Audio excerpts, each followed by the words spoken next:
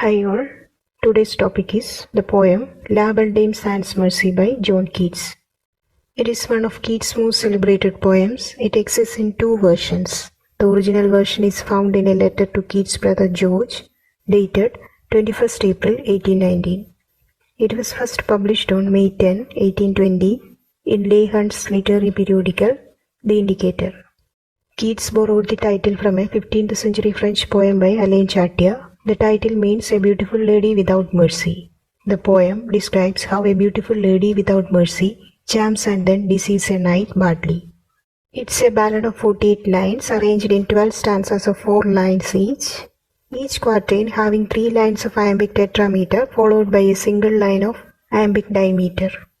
The second and fourth lines are rhymed, but first and third lines are not rhymed, so the rhyme scheme is ABCB.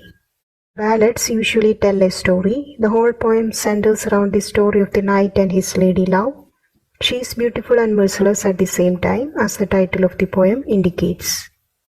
The poem starts with a question. The first 3 stanzas introduce the speaker and the knight. The desolate setting is displayed in the first stanza. In the first stanza, an unknown speaker asks the knight what ails him. The scene of autumn is described. The grass growing beside the lake have dried up, and the birds are also not chirping. The speaker seems to be deeply concerned for the knight. In the second stanza, the speaker is repeating his question. The squirrels and other animals have stored food to sustain them throughout winter, and the harvest season is over. He asks the knight why he is looking so tired and miserable. The third stanza is giving the physical appearance of the knight. His forehead looks white like lily flower, and his beautiful rosy cheeks have lost their grace like a faded rose. In stanza 4, the knight begins to answer the questions of the speaker and tells him his strange story. The knight tells that he met a beautiful fairy-like lady who according to him was very beautiful. Her hair was very long and her foot was light. Her eyes have been mentioned as wild. In stanza 5, the knight says that he was so overwhelmed by her beauty that he made flower garlands and bracelets for the lady. The lady responds to him by looking at him with affection. In stanza 6, the knight took her on his horse and he was walking beside the horse. She was singing songs that seemed to him as the fairy song.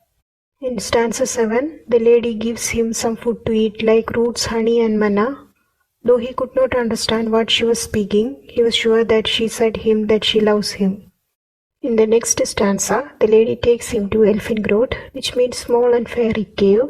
There she starts crying and the knight comforts her. In stanza 9, she makes him learn to sleep.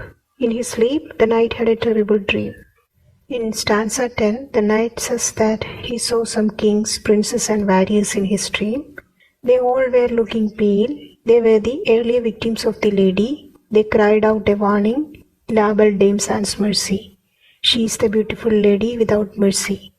They warned the knight of the lady's deception and told him he would meet the same miserable fate as them.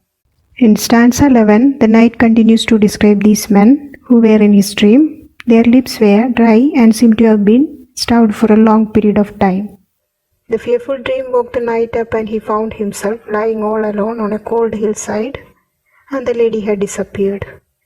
In the final stanza, the knight tells that this is the reason why he is wandering in cold hillside where no birds are chirping. The poet might have imagined the beautiful lady as a symbol for life. This beautiful lady without mercy will enslave and then abandon us like she has done to the knight. Kings and warriors in the dream refer to powerful personalities in this world who have passed away before us. The poem is full of enigmas and has numerous interpretations. Some see it as Keats' personal rebellion against the pains of love. Some critics are of the opinion that the poem is in fact an allegory for life, or it might be an allusion to consumption. The poem takes the reader into a supernatural world where real or imagined experience morphs into fairy tale and creates a mysterious atmosphere. Winding up the video, thank you for watching.